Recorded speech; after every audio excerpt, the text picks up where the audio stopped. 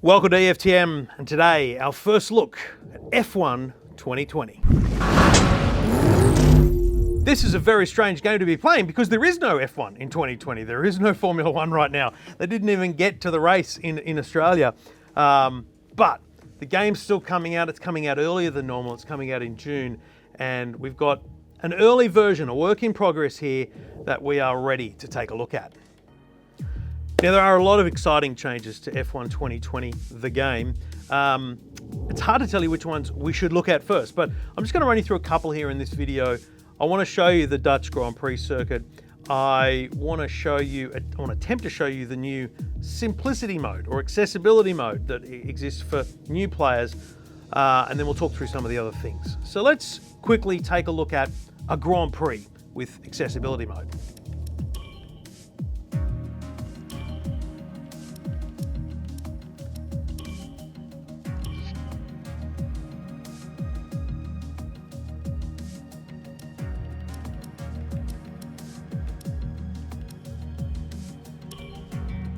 Okay, so this is the screen where you'll notice there's a little bit of difference. We've got here a toggle race style. Casual mode is the new mode. So basically, all the off-track surfaces don't act like off-track surfaces. Grass isn't slippy, gravel isn't a friction point. It's just slightly worse than being on the track. Plus, if you're off the track for too long, it'll put you back on track. Honestly, it's just a bunch of fun. It's like arcade mode. And if you've ever tried playing with your kids or someone who's never played before, it's a bit frustrating. This solves that problem. Welcome to Monza, where the crowd are ready for today's action. And we hope you're ready to see the world's best drivers fighting it out for that #1 spot. It's time for the Italian Grand Prix.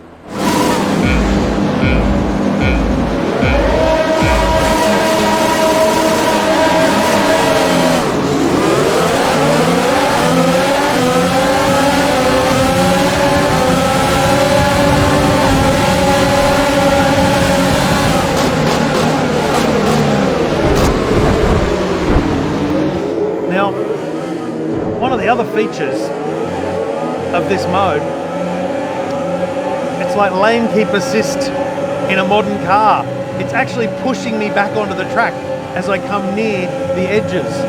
So it's actually really hard to go wrong. So there's a steering assistance like never before.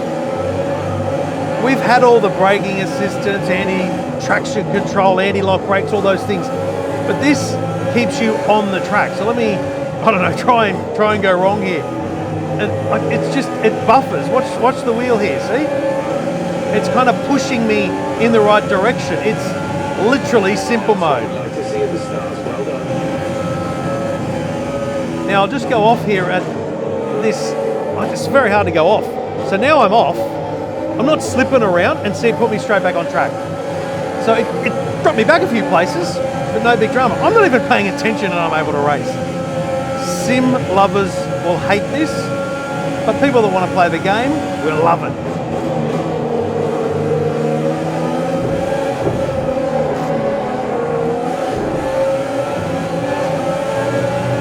In any other mode, that would have been the end of my race. Come on, Daniel. Oh, braking point missed. So again here, see? Not slippy on the outside, back on track. I really like it. I wouldn't play with it myself very much, but it's this lane keep assist that I'm loving. It's literally pushing me back into the line of traffic. And watch it. You can't spin. Now look, a lot of people are going to hate that. But what you need to understand is this game has only been for purists at best. This makes the game for everyone. Love it. Really good mode, casual racing mode. The preferences, the assists, you can't in fact turn much of it off. The steering assist you can now turn off. You don't have the depth of assistance packages like anti-lock braking, all those things. You've pretty much just got steering and braking assist. So think of it like a training ground. Really cool addition to F1 2020. So let's now use time trial mode to have a look.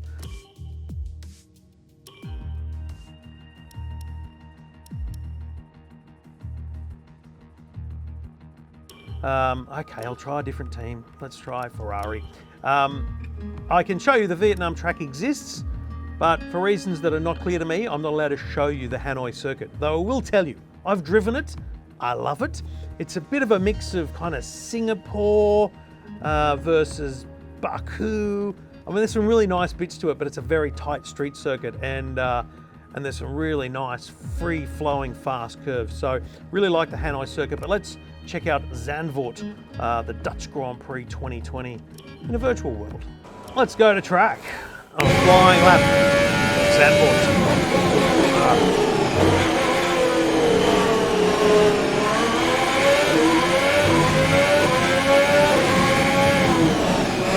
All right, let's do this.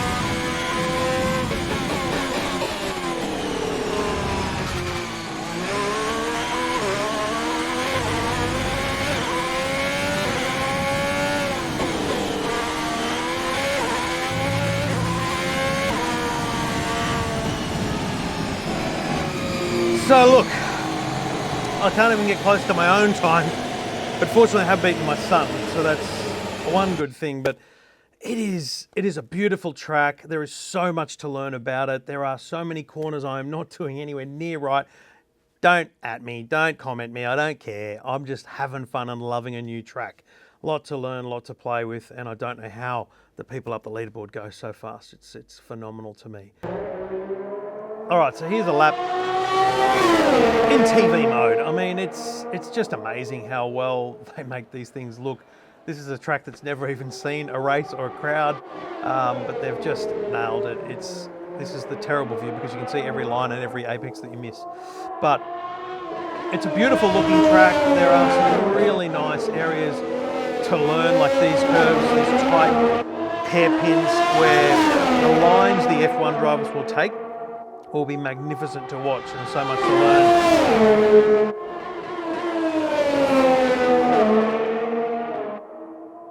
I think what's important to know here is that the game itself has evolved. I don't know whether that's just me putting a lot more effort into the steering wheel setup and controls that I've done, but it does feel a little more dynamic. I don't know that there's a lot of gameplay changes in that sense.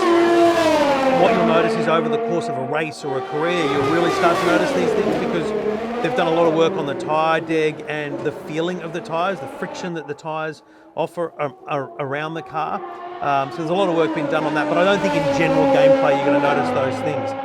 Obviously the big thing I haven't been able to play with is My Team, which is a complete career mode where you actually build your own team. You're the 11th team on the grid, and I cannot wait to do that because there's going to be some really cool stuff in that My Team that you can fully customize everything about your team, your car, your driver. You drive and you hire one other driver. You can't just manage the team. That's not F1 2020 is all about.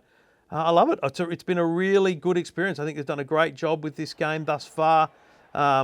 There's a lot of work still to come on it. We're not seeing a half of what the game will offer in time, but well worth a look.